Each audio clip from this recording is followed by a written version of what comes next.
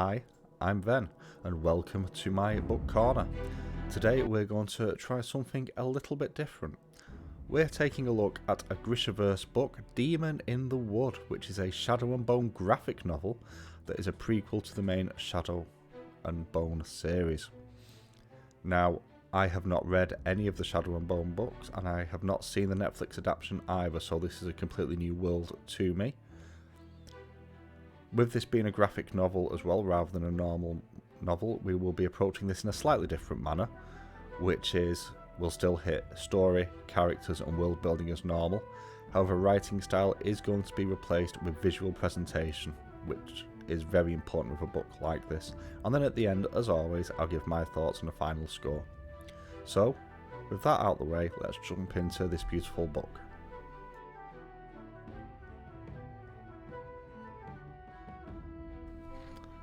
So this is very much a prequel story to Shadow and Bone and is the character origin for Eric, and it follows his experiences throughout a few days as they travel to a Grisha village to stay for the winter, or at least that is the intention. However, whilst there, he helps get involved with the hunt for the local demon in the woods, a bear that the Grisha in this town believe is an amplifier. And as is custom, whoever kills an amplifier gets to wear the bones and gets their power amplified. However, there are complications to this. He ends up going to one of the local normal villages to help rescue a child, and on the way back he accidentally shows his abilities to someone that he's met in the village. This then leads to some fallout a bit later on, and the massacre of multiple of the village's children, leading to retribution by the Grisha village on the local town, where they kill everybody, and it ends as Eric and his mother move on to pastures new. That's about as spoiler-free as I can make this description. The story is really solid, it moves at a good pace and it clips along, and it does have an interesting twist in the tale quite late on, although it is explained early on that this may have been a thing anyway, I just missed it. But good storytelling here.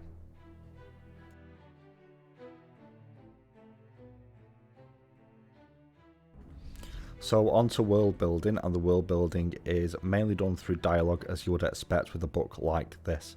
However, very early on, in fact the first couple of pages are dedicated to highlighting how the Grisha are reviled by normal society and are almost used as bedtime stories to scare children, and it's shown as tales of the Grisha are told to some of the kids and about how the Grisha stay in the woods and they hunt people.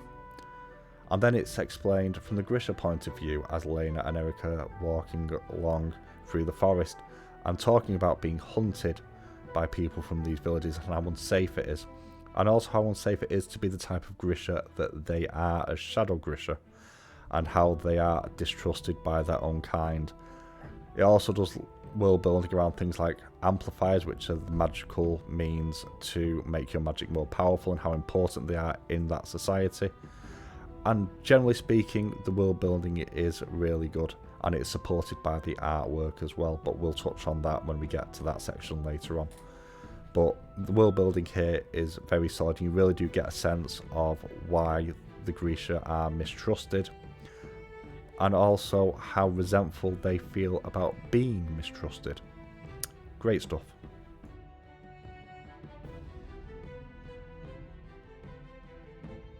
However, we all know that for me the best thing about the book is the characters, and this does not disappoint.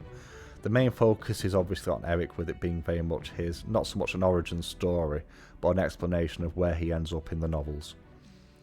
However, you have a solid supporting cast, even if they are only mildly fleshed out, as you'd expect. This is a graphic novel, it doesn't have a massive writing length. So you spend most of your time around Eric and also Annika, as well as her sister. And I have to say, the supporting cast first, even though they are quite one note, they all do their roles perfectly. You have the kind and caring head of the village, you have the distrustful elders, you have the local bully who is very much in that position because of the fact that he is the son of the Ool, the head of the village. And you have Annika and you have Sylvie, who have a relationship that's more akin to mother and daughter due to the fact that their mother was lost years before, and Annika acts as a surrogate for that. Annika probably gets the second most time in this book, and you really get the sense of what she wants to do is protect her own, and her sister in particular. And that drives her story for wanting to get the amplifier and the bones.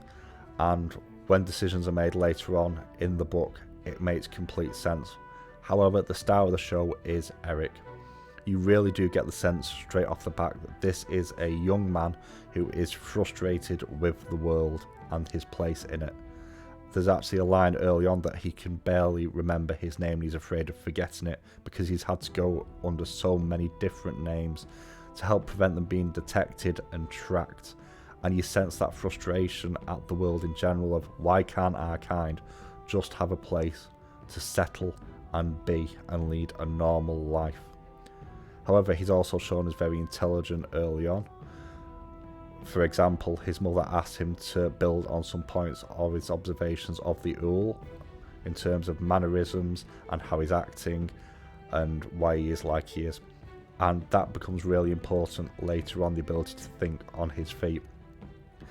And again, the character makes complete sense, and when you leave this character at the end, you understand the resentment towards nearly everybody that he's beginning to feel.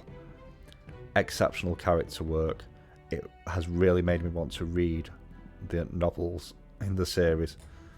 Really good stuff here. Excellent humanitization of someone who I believe becomes, if not a villain, certainly an anti-hero in the series.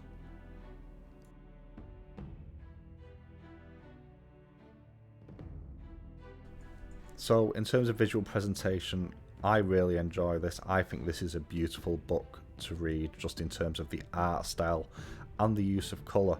You have various points in this book where the colours are completely washed out and the blacks being heavily emphasised, like for example in the stories at the beginning of how the Grisha are all monsters, and when the magic is used in this book, depending on who's using it, it can really pop the page in a way that few graphic novels actually do.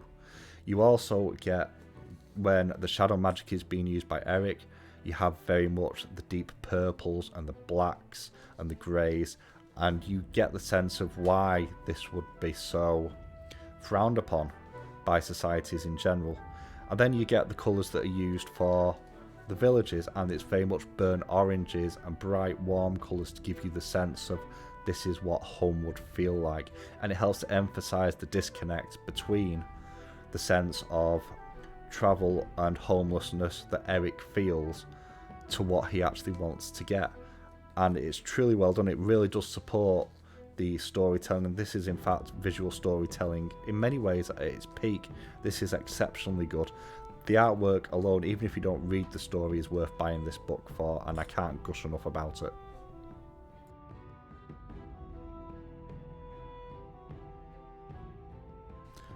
So, my final thoughts on this book. Buy it. Just buy it. The artwork is really, really good in this. The use of colour is spectacular. The dialogue is well written. The story, while short, as you would expect, is well done as well, and it does help emphasise the character of Eric in particular. And that is where this book shines, between the character work with Eric and also the environmental storytelling and the use of colour. Make this for me a must buy. This is an easy 5-star for me. But what I'd like to know is, what do you think of this book? Is it a good addition to the Shadow and Bone universe? Have you read the other books? Do you recommend them? Whatever you think, please let me know in the comments below. And if you've liked this video, if you'd like and subscribe, it's always appreciated. And I'll catch you all next time.